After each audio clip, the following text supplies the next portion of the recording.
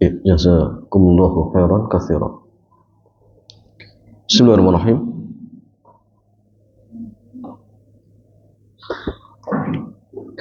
Assalamualaikum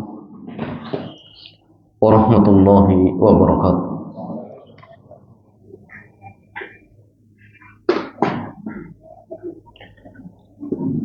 Alhamdulillahilladzi yaqulu fi kitabihil karim alladzi khalaqal mauta wal hayata liyabluwakum ayyukum ahsanu amala. Wa qala an-nabiy sallallahu alaihi wasallam min husni islamil mar'i tarkuhuma la ya'ni. Amma ba'd. Ikhwan wa akhwati fillah, alhamdulillah di kesempatan sore hari ini Allah Azza wa Jalla kembali mudahkan kita untuk melanjutkan kajian kita pada kitab Pasar Muslim dan Dunia Nakhlah karya Al-Ustaz Aminul Bait hafizahullah ta'ala.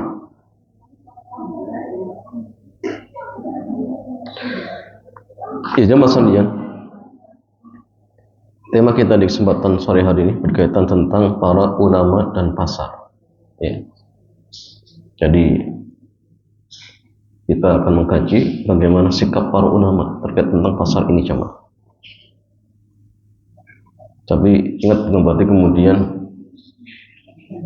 berarti berdagang tidak boleh, tidak pembahasannya. Ya. Jadi ini hanya berbicara tentang pasar. Yang pasar itu nggak mesti jual beli, ya. Ada penipu dan sebagainya. Jumlah kita mengatakan Bismillahirrahmanirrahim wassalatu wassalamu ala Rasulillah wa ba'd. Dunia merupakan madu bagi akhirat. Ya, maksudnya saingan bagi akhirat. Bahkan banyak orang yang justru tertipu dengan dunia. Dan hidup di dunia seolah-olah dirinya akan hidup selama-lamanya, sehingga hidup tanpa aturan, ya. Berbuat semena-mena, tidak peduli halal haram, tidak peduli ini zalim ataupun tidak. Nah, ini banyak. Bahkan kita sendiri kadang, jemaah, seperti itu. Lupa akhirat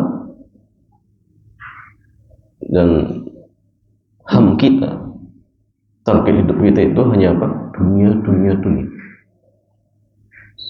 Akhirnya ibadah mulai tidak semangat, salatnya mulai terlambat, bahkan mulai di rumah, yang nggak mau jamaah di masjid terus. Tapi jemaah, kalau kita ingat bahwasannya kita semua akan kembali kepada akhirat, maka ya kita pasti jemaah ketika itu akan apa? Akan memperbanyak bekal. Maka penting ketika kondisi kita misalkan sudah lemah ibadahnya, tidak semangat ibadahnya, maka perbanyaklah jamaah minat akhirat. Dan antaranya dengan apa? Ziarah kubur. Ini mengatakan suruh kubur fa innaha tudzakkirukum akhirat. Ziarah kubur, karena ziarah kubur itu akan mengingatkan kita kepada kematian. Bahwasanya ya, sekarang kita menziarahi mereka, kelak kita akan diziarahi orang lain. Ya. Hari ini misalkan kita mengantarkan jenazah, di lain waktu kita yang akan diantarkan. Itu penting. Jadi tamak kita dengan dunia mulai turun. Yang mungkin sudah menyimpang, akhirnya dia kembali lagi lurus. Itu penting. Maka tadkirul akhirah itu penting. Jangan ya tadi ya, seolah-olah kita akan hidup selama-lamanya di dunia. Dunia itu sebentar, singkat. Bahkan ketika dibandingkan dengan alam barzah saja, alam barzah lebih panjang daripada dunia. Alam barzah lebih panjang daripada dunia, apalagi dibandingkan dengan akhirat. Kehidupan yang tidak ada batas akhirnya, nggak ada. Orang masuk surga selama-lamanya, masuk neraka kalau orang kafir selama-lamanya. Muslim, Allah a'lam. Kalau misalkan dia dijebloskan dalam neraka, berapa batas waktunya? Kita nggak tahu. Padahal satu hari di akhirat itu nilainya seperti 1000 tahun di dunia. Dan kita aja masalahnya nggak ada yang umurnya 1000 tahun. Ya, rata-rata 60 sampai 70 tahun. Sebenarnya Nabi yang dikatakan oleh Rasulullah, malu ummati ma baina sitin wa sab'in, umur umatku ini kisaran antara 60 dan 70 tahun, dan sedikitnya melewati itu. Ya. Makanya tadzkir, peringatan yang sangat-sangat bermanfaat itu kematian. Karena kita semua jam tidak ada yang mengenak. Kita semua akan mati. Apa ada yang berani mengatakan, Ustaz, saya nggak akan mati? Kita akan mati semuanya, coba. Mau nggak mau kita akan digantikan oleh generasi-generasi berikutnya. 100 tahun lagi mungkin yang hadir di majlis ini orangnya sudah berbeda. Sudah berbeda, coba. Kita sudah berpindah ke alam barzah. Dan apa yang akan kita dapatkan di sana, wallahu a'lam. Tapi yang jelas Allah Azza wa Jalla sudah memberikan gambaran-gambaran, sudah memberikan jalan. Kalau ingin mendapatkan nikmat kubur, ya sudah, beramal soleh, berbuat baik, jadi orang baik. Jangan suka menipu ketika berjual beli. Ya. Tapi kalau ingin menjadi orang-orang yang akan Allah hinakan, ya silakan berbuat seenaknya sendiri. Tapi ingat, apapun yang diambil, ya, setiap ucapan dan perbuatan kita akan dipertanggungjawabkan. Ya, akan dipertanggungjawabkan. Itu yang paling pasti. Ya. Maka orang yang berakal itu tentu dia akan memperbanyak bekal akhirat. Maka Nabi mengatakan al-kayyisu man dana nafsahu wa amina ba'dal maut. Jadi orang yang cerdas itu adalah orang yang senantiasa mempersiapkan diri untuk hari setelah kematian. Jadi hari-hari ini dia sibuk memperbanyak ibadah. Hari ini sudah taklim, dia cari lagi, kira-kira ada ibadah apa lagi? Baca Quran. Baca Quran sudah, oh zikir pagi petang belum. Zikir pagi petang sudah, oh apa lagi? Sedekah. Sedekah, oh sudah, birrul walidain. Jadi hidupnya jamaah dia penuhi dengan ibadah kepada Allah. Inilah orang yang cerdas. Ya, bukan setiap hari sibuk urusan dunia terus. Bagaimana hari ini kita bisa ini bisa itu. Itu boleh, silakan, nama masalah. Tapi ingat, itu bukan target tujuan utama kita. Tujuan utama kita adalah akhirat. Itu hanya apa? Sampingan. Sampingan juga. Bukan tujuan utama. Tapi yang terjadi, justru sebagian orang menjadikan dunia tujuan utama, akhirat sampingan. Kalau ingat ya taklim, kalau nggak ingat ya sudah nanti saja. Kalau ingat ya jamaah di masjid, kalau tidak ya di rumah. Kalau nggak kadang-kadang nggak sholat. Oh, naudzubillah jamaah. Dikira mau hidup selama-lamanya. Tidak jamaah. Dunia sebentar, ada batas waktunya. Maka selagi Allah memberikan kesempatan kepada kita, gunakan kesempatan itu sebaik mungkin untuk ibadah kepada Allah. Itu paling penting. Dunia telah menyita banyak perhatian para hamba, sehingga membuat mereka lalai dengan akhiratnya. Gara-gara cinta dunia, banyak durhaka kepada Rabbnya, banyak durhaka kepada Allah. Karena itulah Allah membenci dunia dan melaknatnya, kecuali bagian yang mendatangkan ketaatan kepadanya, yaitu zikrullah. Dunia yang dilaknat. Bahkan Nabi menggambarkan dunia itu tidak lebih berharga daripada sayap nyamuk. Dalam sebuah riwayat, Nabi pernah menggambarkan tidak lebih berharga daripada seekor bangkai kambing. Itu dunia. dilaknat oleh Allah, digambarkan tidak lebih berharga daripada sayap nyamuk atau tangkai kambing. Tapi ternyata jamaah yang seperti itu diperebutkan seluruh manusia. Ya. Maka jangan sampai kemudian kita tertipu ya. Yang punya ilmu ya, kok sama juga dengan yang tidak punya ilmu. Jangan. Kita tahu oh dunia seperti ini, tapi kita butuh cari. Tapi ingat, jangan kemudian akhirnya kita ya tidak peduli hal haramnya. Jangan. Kita yakin, orang beriman yakin jemaah, dunia itu sudah Allah takdirkan sahih ya.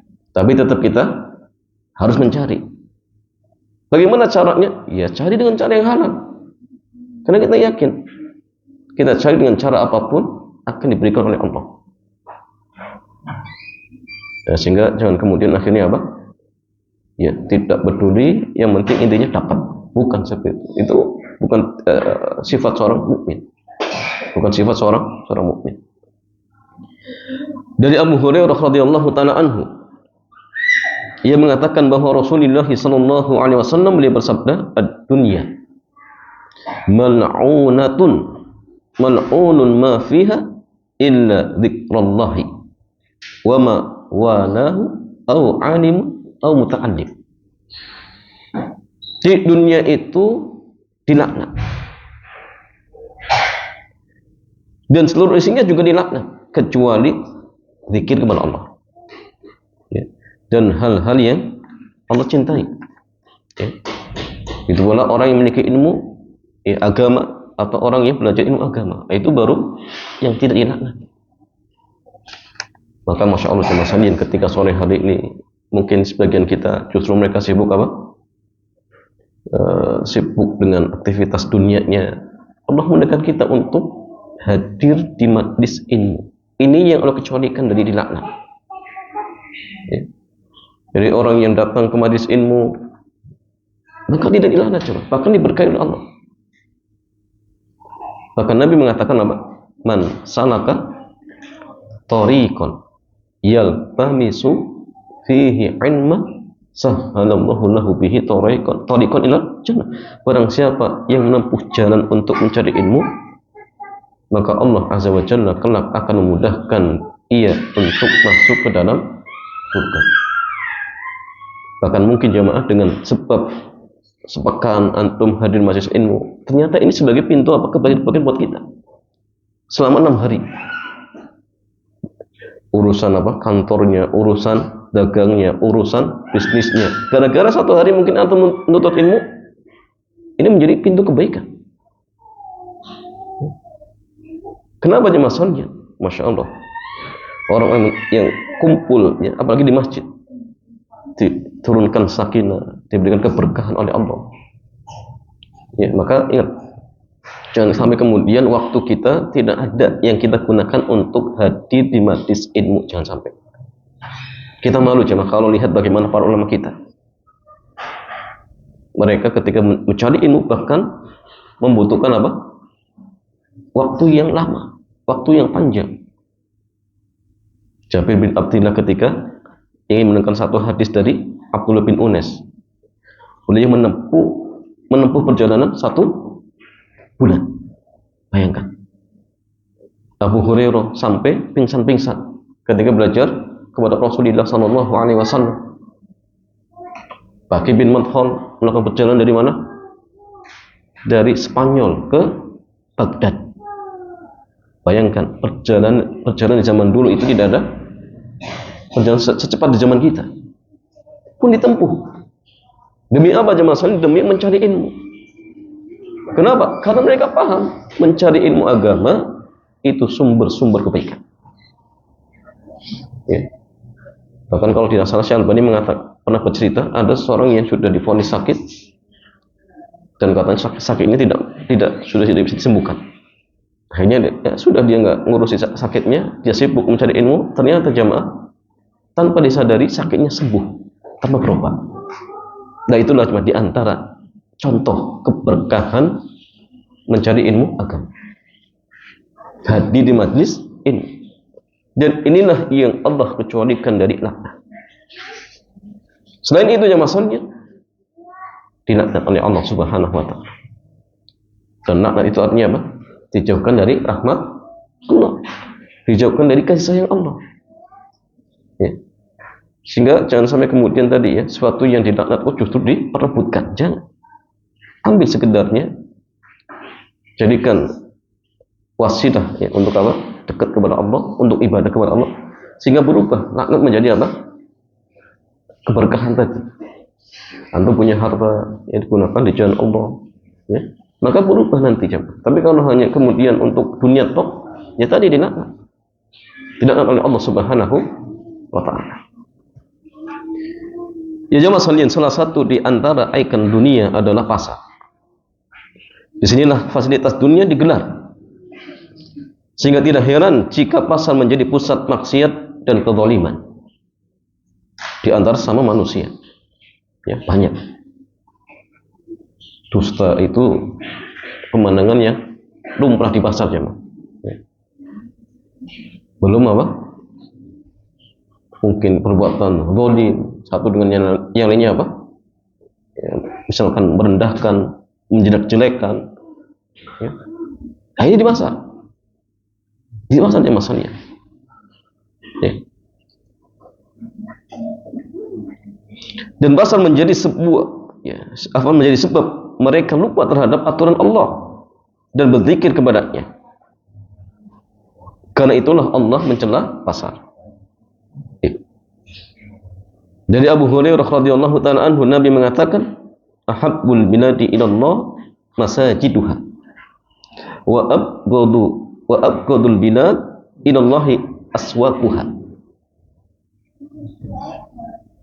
Tempat yang paling Allah cintai adalah masjid-masjidnya, dan tempat yang paling Allah benci adalah pasarnya. Ya. Ya, maka jemaah sekalian, kalau kita misalkan dijadikan hamba-hamba Allah yang cinta dengan masjid, maka ini luar biasa jemaah. Tapi sebaliknya, kalau misalkan justru kita dijadikan seseorang yang hobinya suka apa? Pergi ke pasar. Oh, ini untuk bila jam. Ya. Tiap hari ke pasar, Ustaz. Bagaimana kalau rumahnya di pasar? Gimana jam?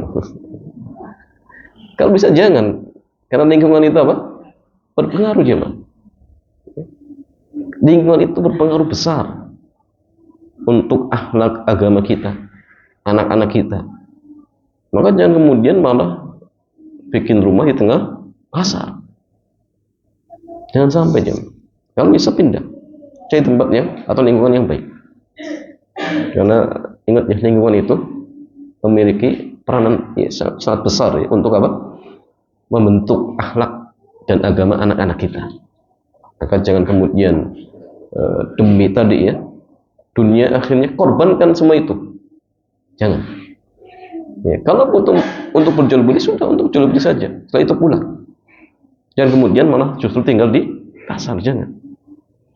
Kenapa? Karena ya tadi, pasar itu tempat yang paling Allah benci.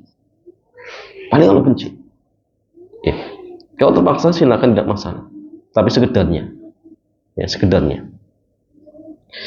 Ya jemaah saling memahami keadaan di atas. Para ulama menasihatkan agar kita tidak terlalu sibuk dengan kegiatan di pasar. Sekalipun ke pasar hanya sebutuhnya saja, atau hadir dalam rangka menyebarkan kebaikan, itu tidak masalah. Berarti ya kemarin Abu Hurairah sengaja datang ke pasar untuk apa? Takbir. Ya, agar apa? Orang-orang juga ikut takbir. Itu boleh, tidak masalah. Ya. Nabi juga pernah ke pasar. Ketika apa? Ingin ngajari sahabat tentang bagaimana rendahnya dunia. Ketika beliau jalan di pasar, kemudian mendapatkan seekor bangkai kambing, kemudian beliau mengatakan apa? Ya, para sahabatku, siapa di antara kalian yang mau membeli seekor bangkai kambing ini dari saya seharga 1 dirham? Sahabat diam. Diulang diam. Ketika Nabi mengatakan, siapa di antara kalian yang mau saya hadiahkan? Orang yang ngomong, ya Rasulullah, ini kambing sudah menjadi bangkai plus cacat lagi. Seandainya kambing ini dihadiahkan dalam kondisi masih hidup, ini kambing cacat dan aib buat kami. Apalagi kalau dihadiahkan sudah berupa bangkai. Baru yang mengatakan, "Lad dunya ahwanu min hadza, dunia itu lebih rendah daripada seekor bangkai kambing ini. Ini untuk memberikan pelajaran, datang ke pasar, ingatkan mereka. Nah inilah yang kalian cari ini nih, nggak lebih berharga daripada seekor bangkai kambing. Agar apa? Agar mereka sadar. Yang tadi mungkin ketika di pasar jual belinya tidak peduli hal haramnya. Jadi ingat, oh iya, ternyata yang saya cari kadang mungkin tadi sampai merendahkan orang lain, membohongi orang lain. Ternyata itu tidak lebih berharga daripada seekor bangkai kambing. Kan kadang kita seperti itu cuma nggak peduli. Ternyata dia teman kajian kita, saudara kita, kerabat kita, tetap saja dibohongi ketika jual beli. Nah, ini masalah aja, musibah. Seorang muslim itu ketika dia berjual beli, di samping tidak masalah dia cari keuntungan, tapi ingat, di situ ada nilai ibadah, membantu, diberikan keringanan. Nah itu seorang muslim. Tidak seperti orang-orang kafir ketika bermuamalah ya murni dunia tok. Kalau kita tidak jam. Ya jemaah sekalian. Berikut ini kita akan melihat bagaimana sikap mereka terhadap kegiatan di pasar. Yang pertama jemaah, pesan dari sahabat Salman Al-Farisi. Beliau mengatakan la takunanna in istata'ta awwala man yadkhulul su wala akhira man yakhruju minha fa innaha ma'rakatu syaitan wa biha yansibu rayatahu. Kata beliau, kalau bisa janganlah menjadi orang yang pertama kali masuk pasar dan orang yang terakhir keluar dari pasar. Ya, kalau jangan ya. Karena pasar adalah medan pertempuran setan. Di sana mereka memasang benderanya. Ya. Di pasar itu setan pasang benderanya untuk berperang dengan kita dan kita kalah di situ jam. Ya. Setan memasang bendera di pasar sebagai tanda bahwa itulah tempat pertempuran mereka. Karena itu pasar mereka, karena itulah ya pasar mereka ya paling banyak mengalahkan lawannya yaitu manusia ya. Ya, makanya ya tadi banyak manusia akhirnya berbuat haram ya, di pasar. Kenapa? Ya tadi ya tempatnya tempat rokatu syaitan, tempatnya setan berperang. Dan tempat kita kalau ingin berperang dengan setan bukan di situ, di masjid ya, bahkan ketika adzan setan lari terbibit sampai kentut-kentut coba dengar adzannya saja ya. Kalau kita perangnya di pasar ya siap-siap banyak pikir ya mas kalian. Maka tadi sekedarnya saja. Anda butuh silakan, tidak masalah. Berdagang tidak masalah. Tapi tadi kalau bisa jangan kemudian jadi orang yang pertama kali masuk pasar dan paling akhir, jangan. Ya. Apalagi nggak subuhan lagi. Pulangnya setelah isya, nggak isyaan lagi. Wah ini masalah jamaah. Ya. Jangan sampai. Kalau butuh silakan, tidak masalah. Tapi jangan kemudian tadi ya jadi orang yang paling awal masuk pasar dan paling akhir keluar pasar. Kemudian masalah yang kedua berebut memasang bendera. Naifam, salah seorang sahabat pernah mengatakan, balagoni annal malak yaktu bi rayatihi ma'a awwali man yaktu ila al-masjid. Fala yazalu biha ma'ahu hatta yarji. Fayadkhula biha manzila. Wa inna syaitana la yaktu bi rayatihi ma'a awwali man yaktu ila suq. Kata beliau jemaah sekalian, telah sampai kepadaku sebuah riwayat bahwa malaikat membawa benderanya bersama orang yang pertama kali masuk masjid.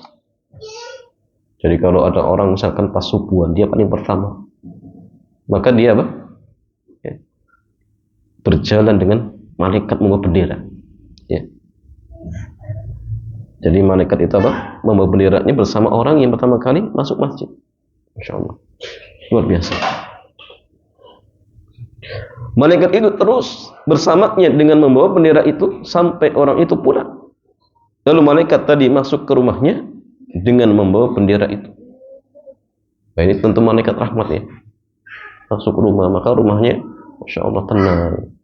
Keluarganya pun Masya Allah ya tenang.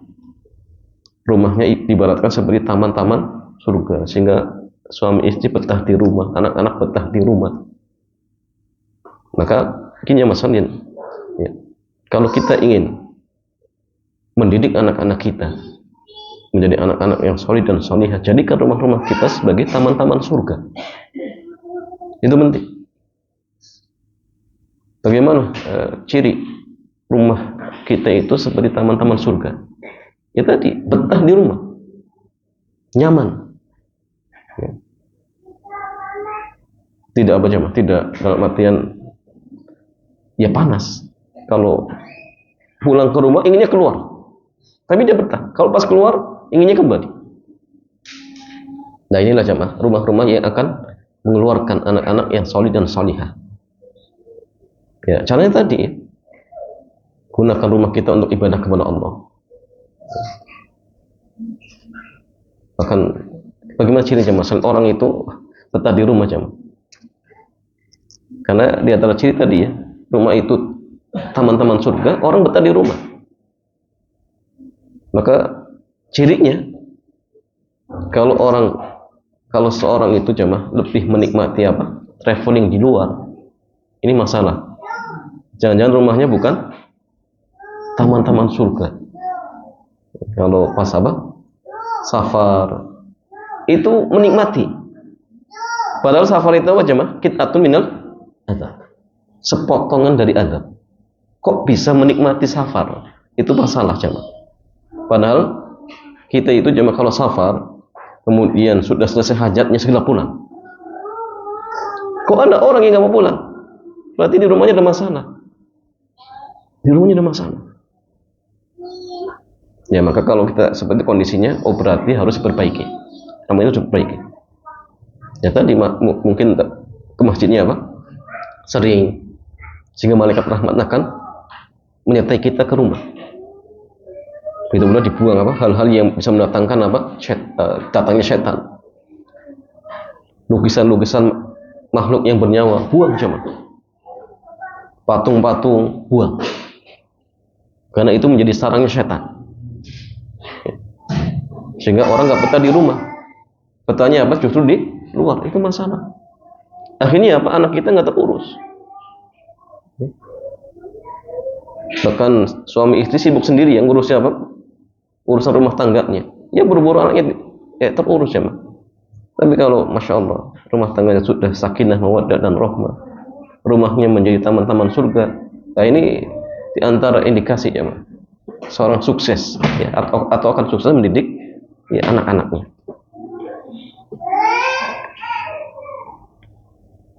Sementara setan membawa benderanya bersama orang yang pertama kali datang ke pasar.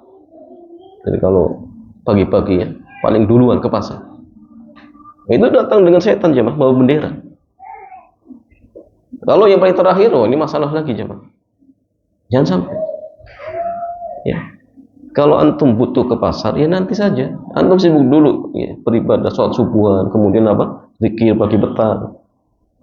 Kalau bisa ya syuruk nanti. Setelah selesai, silakan kalau antum ingin bermuamalah, tidak masalah. Karena itu sampingan daripada bengong di rumah misalkan, jual beli di pasar. Insya Allah ya kalau misalkan mendapatkan rezeki itu barokah. Tapi orang yang tidak tadi ya, tidak diawal dengan ibadah kepada Allah, bahkan mungkin tadi subuhnya pun justru ditinggalkan. Wah, ini masalah cuma. Kalaupun dia dapat uang nggak barokah cuma, nggak barokah. Yang terjadi apa? Bala, musibah. Itu hati-hati. Yang masalah yang ketiga, keterangan dari ulama tabi'in Abu Wa'il ya, Syafiq bin Salamah.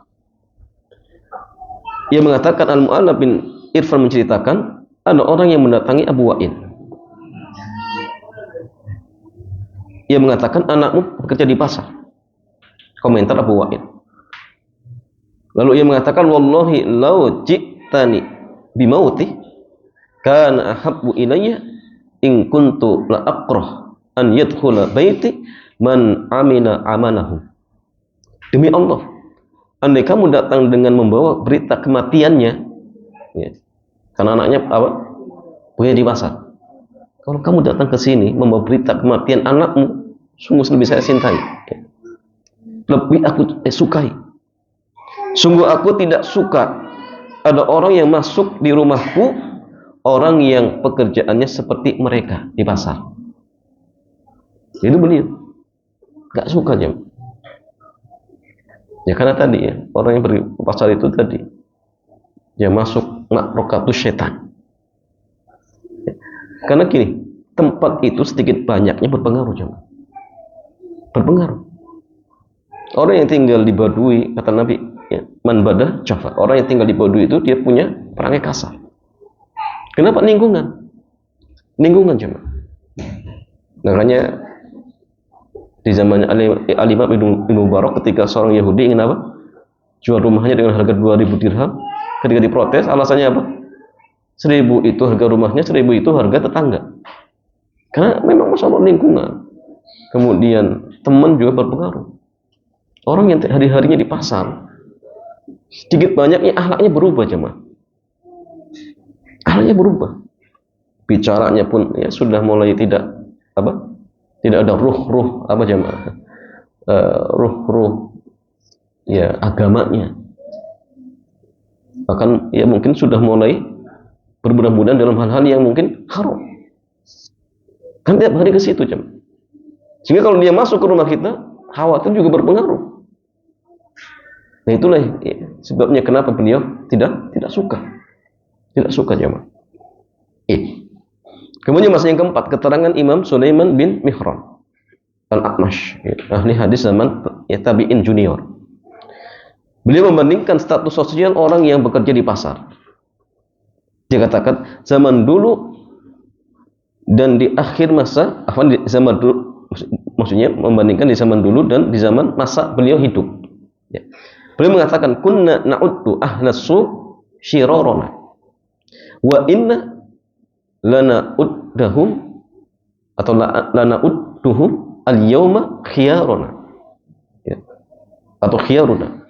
Dulu kami menganggap orang yang bekerja di pasar itu adalah orang yang buruk di antara kami. Di zamannya beliau, maksudnya ketika dulunya kami menganggap orang-orang yang bekerja di pasar itu orang-orang yang buruk di antara kami. Ya. Tetapi kata beliau, saat ini masyarakat kami menganggap mereka sebagai orang pilihan. Ya seperti zaman kita cuma orang yang punya toko di pasar itu dianggap, oh ini orang-orang apa? Pilihan. Di zaman dulu tidak. Orang yang kerja di pasar itu orang-orang buruk gitu. Dan karena istilah seperti itu pun masih ada kalau istilah-istilah. Oh, dasar apa? Orang pasaran. Karena memang ya seperti itu cuma kondisinya. Tapi kadang zaman kita sudah berubah. Ya.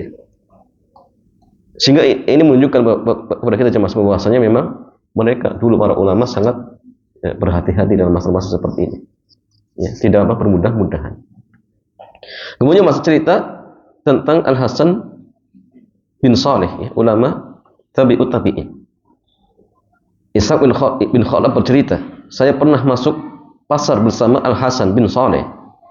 Lalu beliau melihat ada orang yang menjahit, ada orang yang memproduksi barang. Lalu beliau menangis. Lalu beliau mengatakan, "Anzuru ilaihi yu'allilun hatta ya'tiyahumul maut."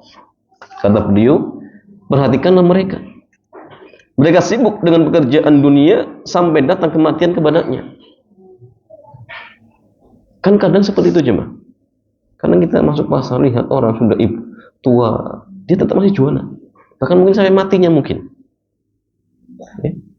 Ruh agamanya pun kadang-kadang apa? Nggak terlihat jemaah. Nah, boleh kalau bicara sholat, bahkan mungkin jangankan sholat, disuruh apa? Atau ditanya tentang hukum-hukum jual beli pun mungkin nggak paham. Praktek riba itu seperti apa? Hukum riba seperti apa? Goro itu seperti apa? Mungkin nggak paham jemaah.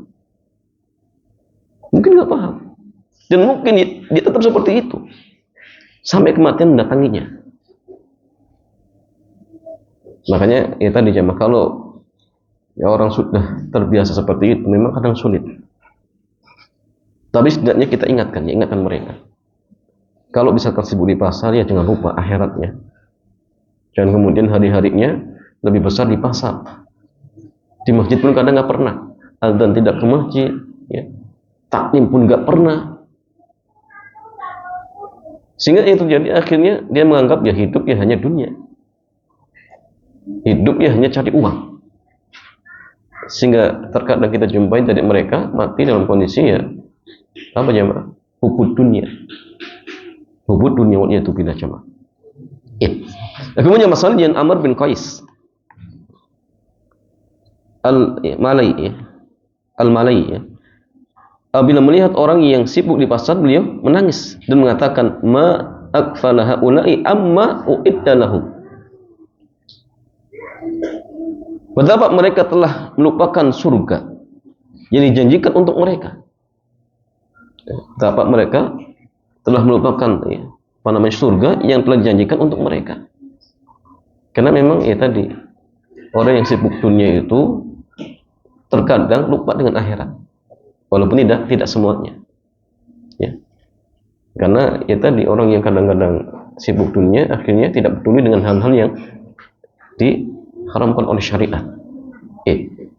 Kemudian masalah Imam Ahmad jarang ke pasar. Abdullah putra Imam Ahmad bercerita, kana abi asbarun nasi 'alal wahdah. Lam yarahu ahadun illa fi masjidin aw khuduri janazatin aw iyadati maridin wa kana yaqrahul masya fil aswaq. Kata putranya Imam Ahmad, ayahku paling betah menyendiri.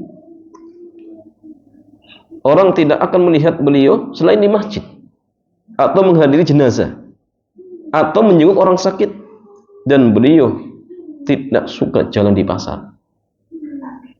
Tidak suka jalan di mall ya. Kalau kita kadang-kadang sukanya jalan-jalan di mall, makan pun di mall. Ini masalah jangan. Ya. Makan di rumah dengan keluarga. Kalau butuh sekali-kali tidak masalah. Tapi kalau setiap hari kemudian makannya di luar terus, ini masalah jangan. Ini masalah. Karena itulah para ulama masa silam menekankan kalaupun seseorang ke pasar, hendaklah berusaha memanfaatkannya untuk mendulang pahala. Tadi kalau antum jual beli di pasar, ingat sisihkan nilai ibadahnya. Ada orang-orang yang butuh, dibantu. Jangan kemudian murni kegiatan kegiatan dunia, jangan. Karena ada orang yang prinsipnya seperti itu. Ya sudah, mau malu malah. Ibadah. Oh, ini keliru jemaah. Kalau itu keliru. Prinsip ini prinsipnya tidak sahih. Karena ibadah itu kapanpun, dimanapun tempatnya. Antum bermuamalah iringi dengan ibadah. Ada orang misalnya beli kurang sedikit, ya sudah. Oh, ini sedekah dari anak. Dan kemudian nanti ya besok barang kurang 100 perak, besoknya harus dibayar. Na'udzubillahnya masalahnya. Nah, ini orang yang mungkin sudah tingkatan pelitnya luar biasa. Sampai pun 100 perak pun harus dibayar. Sampaikan saja, ini sedekah dari saya. Dan sedekah kepada orang yang membutuhkan itu Masya Allah tepat. Dan pahalanya lebih besar. Lebih besar ya, Mas. Walaupun kita juga harus lihat-lihat ya. Kadang-kadang memang ada juga penipu. Tapi pun tidak masalah kalau misalnya dia nipu, tetap kalau niat kita sedekah ya dinilai ibadah aja. Dinilai ibadah seperti itu. Abdullah bin Abi Huzail ya, mengatakan, innallaha ta'ala la yuhibbu an yudhkara fi su' wa yuhibbu an yudhkara ala kulli halin illal khala'a. Sungguhnya Allah mencintai orang yang berzikir di pasar. Allah mencintai seorang yang zikir di semua keadaan kecuali toilet. Nah, sehingga artinya dimanapun tempatnya, kalau memang kita harus ke sana, harus berjualan, berdagang misalkan, maka sisipkan nilai-nilai ibadah. Ya, kalau bisa dakwah, ingatkan mereka. Ya. Kalau tahu hukum jual beli, ya ingatkan. Ada orang melanggar, ingatkan dengan cara yang baik, seperti itu. Nah, sehingga dunia dapat, akhirat juga dapat. Tapi ingat, akhirat harus lebih diutamakan, bukan jadikan sampingan. Antum jualan terpaksa, karena saya hidup di dunia butuh butuh makan, butuh juga untuk ibadah misalkan. Karena kadang ada ibadah-ibadah yang memang harus dengan uang, maka tidak masalah. Ya, antum datang ke pasar, tapi usahakan tadi jangan yang paling awal ya. Tapi niatnya ibadah. Dan niatkan semua yang nanti saya dapatkan, ya Allah akan saya sisihkan untuk ibadah kepada misalkan. Maka nilainya berubah jemaah. Yang mungkin awalnya murni ya duniawi, akhirnya berubah menjadi ya, ibadah ataupun akhirat. Maka itu pentingnya untuk dapat perbaiki niat kita ketika misalkan melakukan transaksi jual beli seperti itu agar diberkahi oleh Allah Azza wa Jalla. Dan ingat jemaah sekalian, ketika Allah mencintai seorang hamba itu, ingat yang diberikan bukan banyaknya harta, tetapi apa? Keberkahan. Hidup kita berkah, maka itulah ya kunci kebahagiaan dunia dan akhirat. Maka ingat, carilah berkah. Ya. Syukur-syukur banyak dan barokah. Itu yang kita harapkan seperti itu. Ya, wallahu ta'ala a'lam bissawab. Demikian jemaah, mudah-mudahan bermanfaat. Selanjutnya seperti biasa kita buka tanya jawab. Dipersilakan.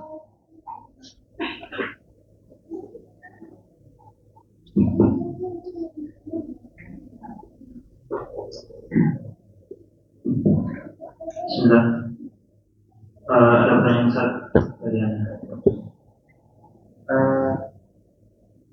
dari hadis Rasulullah ini tempat yang paling dicintai Allah itu adalah masjid dan tempat yang paling dibenci itu adalah pasar. Apakah pasar di sini termasuk dalamnya marketplace seperti Shopee, Tokopedia dan sebagainya? Karena sebagian orang kan kadang memang melihat itu scroll di salaman, karena mungkin udah mengkeranjangkan dulu buat banyak macam barang. Itu saja. Ya jamaah sekalian, tempat yang paling Allah benci adalah pasar. Apa kemudian pasar ini mencakup juga pasar online? Zaman dulu nggak ada online jamaah. Wallahu a'lam jamaah sekalian. Ya. Karena zaman dulu tidak ada pasar online. Tapi kalau kita bicara pasar umum, pasar itu umum. Karena ilah larangannya apa jamaah? Ilah dibencinya apa? Banyak orang yang lalai. Ya, tidak peduli urusan akhirat. Makanya kalau orang maksudnya gini, bisa tidak dia masuk secara fisiknya ke marketplace? Kan nggak bisa. Tapi setidaknya ketika dia misalkan online, kira-kira jemaah bisa tidak melupakan dirinya dari akhirat? Bisa tidak? Bisa. Soalnya bisa jemaah. Buktinya ketika misalkan dia online, ada yang beli, akhirnya apa? Dia tipu. Iya barangnya ada, barangnya bagus, ternyata apa? Nggak dikirim barangnya. Ya sama sebenarnya jemaah. Walaupun ya mungkin nilai dari apa? Buruknya tidak sebagaimana pasar offline. Karena offline itu tadi ya kita masuk langsung ke sana. Sehingga mungkin kalau ada keburukan pun tidak hanya dalam masalah tipu menipu, tapi bisa fisik. Ya, ketika dia curang kemudian diketahui akhirnya berantem. Sehingga mungkin bisa apa? Saling bunuh-membunuh. Tapi kalau kita lihat bagaimana konteksnya itu umum. Aswaquha. Ya. Berarti apa? Mencakup pasar online dan pasar offline. Tetapi jelas kalau pasar yang offline itu lebih ditekankan. Tapi yang online ya kalau bisa ya tadi. Ya, kita apa? Ya berhati-hati saja. Ya berhati-hati. Ya. Karena memang di zaman dulu tidak ada pasar online seperti. Tapi kalau dari sisi dampak buruknya ditipu jutaan misalkan, ternyata tadi ya pesanan fiktif dan sebagainya misalkan. Nah, sehingga artinya kalaupun butuh online, maka jangan kemudian full harinya untuk jual beli di marketplace. Ada waktu-waktunya. Ini akan jual beli tidak masalah. Ya. Ustaz, berarti nanti gimana? Orang yang pertama dan terakhirnya gimana ya? Ya kalau bisa jangan apa jemaah? Jangan awal-awal kita sebelum subuh sudah jual beli online. Jangan. Sabar nanti. Sibukkan dulu urusan agamanya. Kalau sudah selesai baru antum jual beli. Ya. Insya Allah kalau seperti ini tidak masalah seperti itu. Wallahu ta'ala.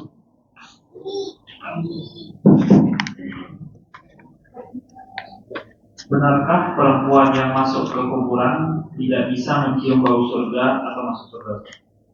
Benarkah perempuan yang masuk kuburan tidak mencium bau surga? Wallahu a'lam jamaah. Ini harus. Anda nggak pernah dengar hadisnya? Ada yang dengar hadisnya? Yang ada itu jamaah sekalian wanita-wanita zawaratul kubur dilaknat. Wanita-wanita yang banyak ziarah kubur itu dilaknat. Ya. Walaupun para ulama kita berbeda pendapat tentang hukum apa? Wanita ziarah kubur. Kurang lebih ada 3 pendapat. Pertama mengatakan haram dengan dalil tadi. Ya. Bahwasanya wanita yang sering ziarah kubur dilaknat. Dan laknat itu berarti menunjukkan perbuatan itu dosa besar. Sehingga mereka mengatakan haram secara mutlak, wanita tidak boleh masuk kuburan, tidak boleh ziarah kubur, nggak boleh. Ini pendapat yang kedua, mereka mengatakan boleh secara mutlak dengan alasan apa? Sabda Nabi, kuntu nahitukum an ziaratil kubur fazuruh. Dulu saya melarang kalian untuk ziarah kubur, sekarang silakan berziarah. Kata mereka, lafaz ini umum, mencakup laki-laki dan perempuan. Apalagi jamaah gini, Nabi mengatakan an-nisa'u syaqaiqu rijal. Wanita itu saudara kandung apa? Laki-laki. Maksudnya gini, ketika ada dalil khitabnya untuk laki-laki, tetapi tidak ada dalil yang mengkhususkan, berarti berlaku umum. Ya, maksudnya apa? Mencakup laki-laki dan perempuan. Sehingga di sini sama, mencakup laki-laki dan perempuan. Maka kata mereka, perempuan boleh secara mutlak ziarah kubur. Ini pendapat yang kedua. Jadi lawan pendapat yang pertama. Pertama mengatakan haram secara mutlak, kedua boleh secara mutlak. Yang ketiga jamaah sekalian, ya, boleh kalau jarang-jarang. Kalau sering-sering dilaknat nggak boleh. Ya. Dan ini pendapat yang lebih tepat. Artinya gini, wanita boleh ziarah kubur, tetapi jangan sering-sering. Standar sering-sering itu seperti apa? Dalam kaidah syariat gini jamaah. Kalau ada hukum tidak dibatasi berapa jumlahnya secara syariat, maka kembali kepada adat.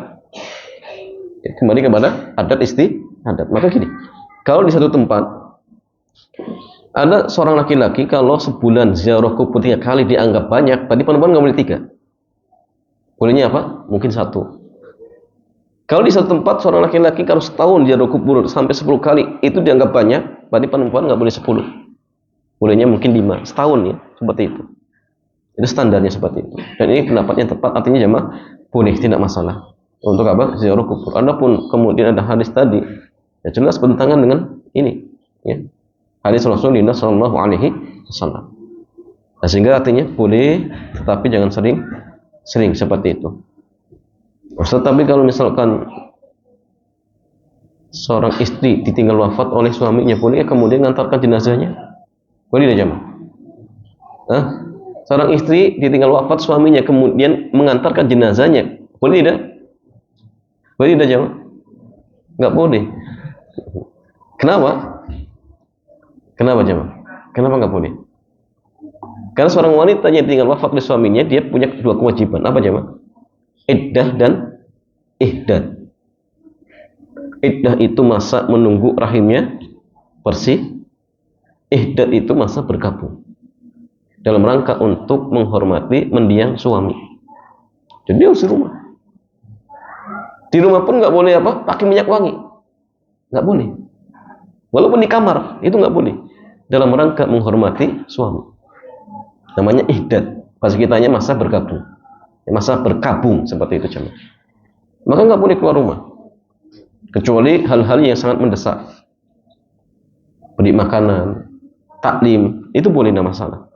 Cuma ketika selesai taklim ya jangan kemudian mampir. Ya. Mampir apa di kafe ngopi. Nah, jangan masalah. Tapi langsung pulang, tidak masalah. Atau mungkin tadi ya beli makanan di pasar, karena ya kalau nggak makan ya mati. Tidak yang memberikan makan, silakan, tidak masalah. Ya. Kalau bekerja boleh tidak jemaah? Bekerja boleh tidak? Boleh kalau misalkan dalam artian nggak ada yang menafkahi. Dia butuh kerja, ya silakan masak, tapi ya tadi sekedarnya. Selesai kerja pulang. Dan kemudian apa? Dijadikan kesempatan untuk jalan-jalan, jangan. Tapi sekedarnya, sesuai dengan kebutuhan. Karena ingat kaidah darurat itu apa? Ad-daruratu tuqaddar biqadariha. Jadi darurat itu disesuaikan dengan kadarnya.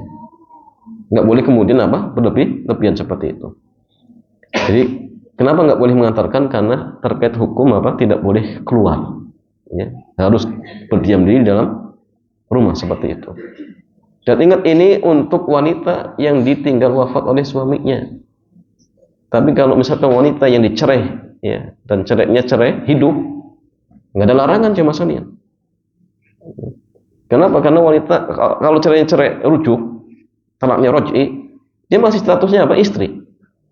Ya maka nggak masalah pergi ya, ke tetangga itu nggak masalah. Yang nggak boleh itu apa? Untuk wanita yang tinggal wafat oleh suaminya seperti itu. Wallahu ta'ala a'lam.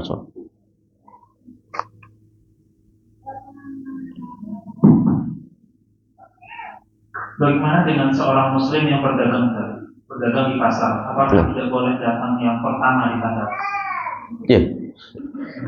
Ya masalahnya tadi diusahakan jangan datang pertama kali. Siapapun orangnya. Ya, kalau kita butuh pedagang silakan, tidak masalah. Tapi usahakan jangan yang pertama. Pun jangan yang paling terakhir. Kalau bisa ya tadi sekedarnya. Makanya tadi kalau kita butuh maka sekedarnya saja. Plus jadikan apa? Wasilah dia untuk menebarkan ilmu agama. Jadi artinya selain berdagang juga berdakwah. Atau selain berdagang juga niatkan untuk ibadah. Itu maksudnya. Sama berlaku bagi muslim ataupun yang lain seperti itu. Wallahu a'lam.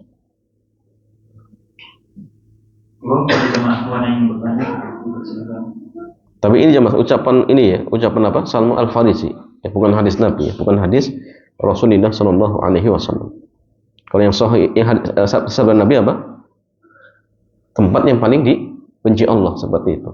Ya, maka jangan kemudian tempat yang paling dibenci justru kita yang paling pertama. Itu kan masalah jemaah. Jangan seperti itu. Artinya kalau terpaksa dan butuh ya silakan, tidak masalah. Tapi sekedarnya. Wallahu a'lam.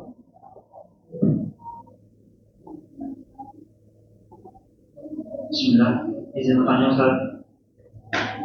Di rumah kami tidak memajang foto.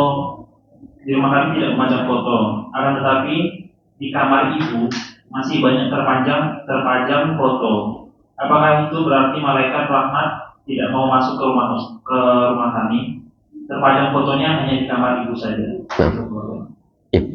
Ya jemaah sekalian, ketika misalkan di satu rumah ternyata di satu kamar terpajang apa? Foto. Di kamar kita tidak, misalkan. Apa kemudian malaikat rahmat tidak masuk ke rumah? Artinya gini jemaah. Kalau antum tinggal di kos-kosan, satu bangunan, ya. Satunya non muslim, satunya kamarnya muslim. Ya, yang muslim nggak ada foto sama sekali.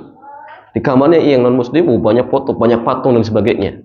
Pertanyaan jemaah, apakah kemudian malaikat nggak masuk satu gedung itu? Gimana sih? Ya, tempat kita yang kosong dari gambar-gambar tadi, insya Allah malaikat rahmat masuk. Insya Allah malaikat rahmat apa? Masuk. Nah, sehingga yang seperti tadi, kalau misalkan dia sudah dalam artian berusaha untuk apa namanya mengeluarkan gambar-gambar atau menghilangkan gambar-gambar makhluk yang bernyawa, tapi ternyata satu kamar dan tidak bisa misalkan, dan sudah mendakwahi misalkan, maka insya Allah ya kamar yang tadi yang tidak ada satu gambar pun, ya mudah-mudahan malaikat rahmat tetap masih masuk. Tapi kalau misalkan dia membiarkan, bahkan mendukung, oh kamarmu saja ini dipasang foto ya, ya mungkin kalau seperti itu masalahnya umum ya. Tapi kalau dia sudah berusaha mengingatkan orang tuanya, tapi orang tua tetap tidak mau, maka insya Allah ya kamar ya dia sendiri, insya Allah malaikat rahmat tetap akan masuk seperti itu. Sehingga tugasnya apa? Mengingatkan, menyampaikan. Ya, ingatkan secara umum, Bu, nanti kalau rumah kita ada gambar dan makhluk yang bernyawa dipasang, dipajang, malaikat rahmat nggak masuk. Ya, diingatkan seperti itu. Kalaupun tidak mau, ya maka dengan usaha kita seperti itu, mudah-mudahan ya malaikat rahmat tetap masuk ke kamar kita seperti itu. Wallahu ta'ala a'lam.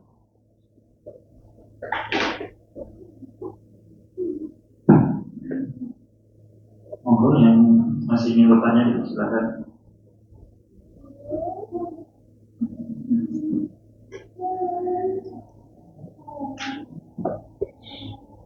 Demikian Mas Alian, karena sudah